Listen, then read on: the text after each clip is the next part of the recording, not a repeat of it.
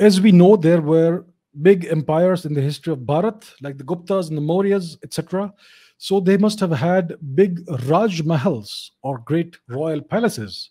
So where are they gone now? Good question. Absolutely right. You are absolutely right.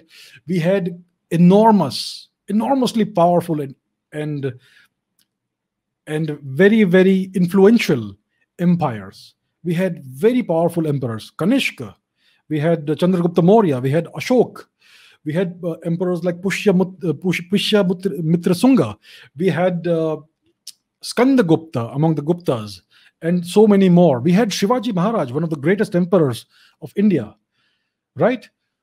And we had many other kings and queens, many of whom were very, very great. So why don't we have any great royal palaces in India? We know that in the north of India, much of this was destroyed by the Turks. But if you had royal palaces, they would have repurposed them, right? And why are there again no great royal palaces in the south of India, except one or two maybe in Mysore, etc.? But overall, you will not find any great royal palace anywhere in India. Even if you look at the Harappan phase of our civilization, the greatest monuments of the Harappan phase were public works, like public assembly places, the public bath, etc. But there is no sign of any great palace, of any king or any ruler.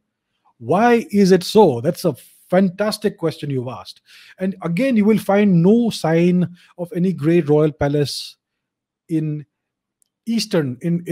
Southeast Asia, which was very much Indianized and Hinduized.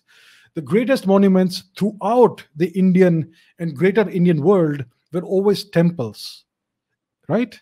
Whether it is inside India or outside of India. For example, the Borobudur Stupa or the Prambanan Temple in Indonesia, and so many more examples. So the greatest structures were always structures that served some kind of public good, which had a public utility.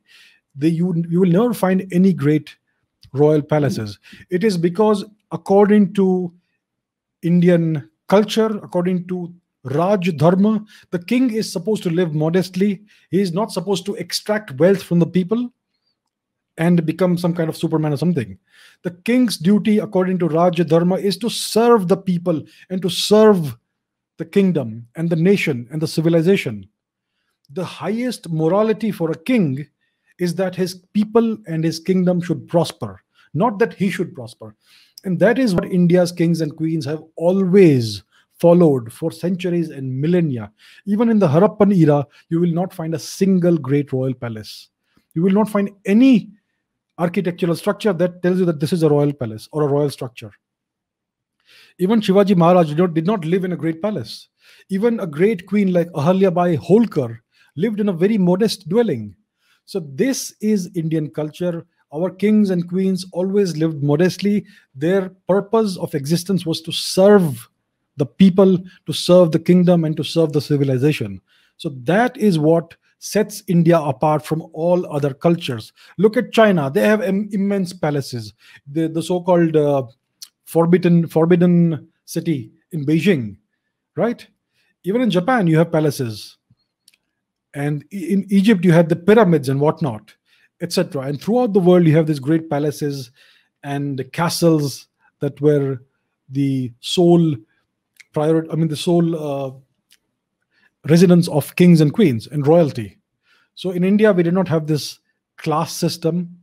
Everybody was more or less equal, and everybody lived a life of dignity and equality. And that is what differentiates India from every other culture. So let's try and unlearn the false history we have learned and try to understand what India really was from the evidence that is staring us in the face. So that is the reason why there are no royal palaces in India.